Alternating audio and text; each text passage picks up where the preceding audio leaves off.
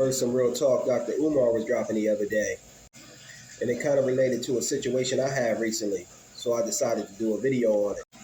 And basically what Dr. Umar was saying is that some black people have an ego towards everything else but the black race. For example, some black people have an ego towards sports teams. They'll damn near fight you or kill you over their favorite sports teams.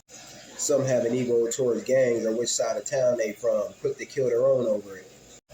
They have an ego towards geographical locations, where they're from, New York, Philly, Baltimore, Chicago, LA, etc. But we don't own none of this shit that some of us like to claim.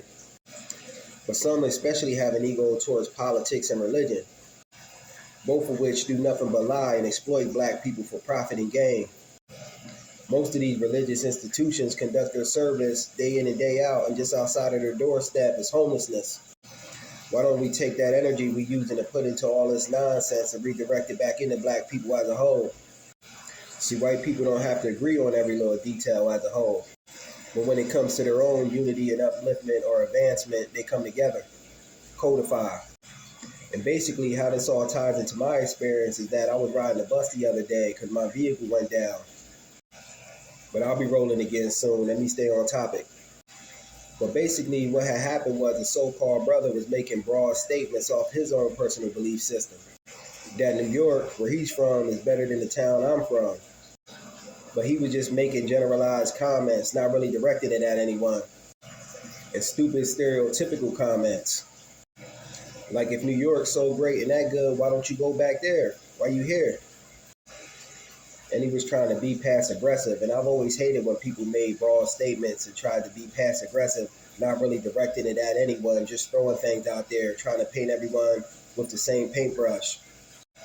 You have good and bad in every area all around the globe. So you can't just subject people from a certain part and say that everyone from that certain part is the same way. And in my opinion, he was looking for an argument or someone to engage him. And every other word out his mouth was nigga this, nigga that.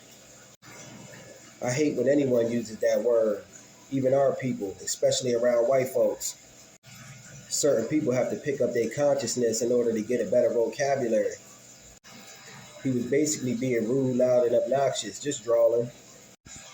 And the white bus driver was just basically co-signing his stupidity. White people just love it when a black person performs for them. I hate that type of mindset in our people. But those kind of people with that type of mindset, even if they black, not my people. Because they've been so Europeanized. And those type of black people with that type of mindset are the ones that back in the day, when our people were standing up, pushing a revolution, that was working for J. Edgar Hoover and the COINTELPRO, selling us out. White supremacy collaborators.